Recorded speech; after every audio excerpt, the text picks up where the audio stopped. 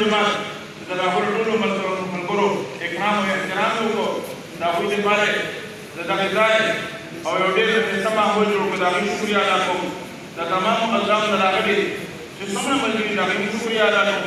د انصارالاسلام د ملګرو د سوشل میډیا ډیجیټل میډیا الکترونیک میډیا پرنټ میډیا دغه ملګرو هم د خصوصي توګه باندې شکریه ادا کوم چې هغوی دلته تشریف راوړلو او زموږ دغه آواز ته قوت ورکړلو او دی چې کوم دی پاکستان کوڼې کوڼې ته ورسولو او درخواست به وکړم چې په هغوی د زموږ دغه کانفرنس لپاره د مفتي محمود کانفرنس لپاره موږ تاسو مالي تعاون به کوو دې لپاره چې دا ډېره لویه عظیمه اجتماع ده چې لوی کانفرنس دی په دې باندې به چې کوم دی نو خامخا ډېر خرچه به په دې باندې راځي نو په دې کې موږ تاسو د خپل طرف نه کردار ادا کړو تعاون وکړو قرباني ورکړو نو په هغوی د ژوند لپاره اسانه شي پرون دا دلته چې کومه جلسه وشوه زموږ په خوا کې ګریوان کې نو ما دې ته دوه خبرو ته غوږ یې یو مې دا کتل چې دلته کې اکثر زموږ صوبایي امیر صاحب چې کوم دی دلته کې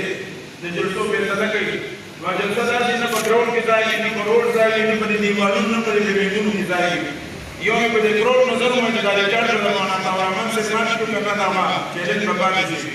او دوی مې د دې په خرچه باندې نظر وکړي چې موږ خرچه څومره راځي نو په هغوی عزت مندو کروڑ کو تاسو وکړو 400 فٹ پنډالې جوړ کړو هغې کې بیا په 200 فٹ کې کرسۍ پرتې وې او په کرسو کې چې څومره خلک ناست وو هغه تاسو لیدلي نو هغه چیلنج به زه په چیلنج باندې پاتې شوم او بیا د خرچې متعلق مې واورېدل چې د دې مشر وایي چې په دې 9 کروڑ روپۍ خرچه شوې ده نو په هغوی عزتمندو دلته چې حضرت مولانا تاورامن صاحب صوبایي جماعت کمې کانفرنسونه کومې اصلاحات کوي هغه دنیا لپاره مثال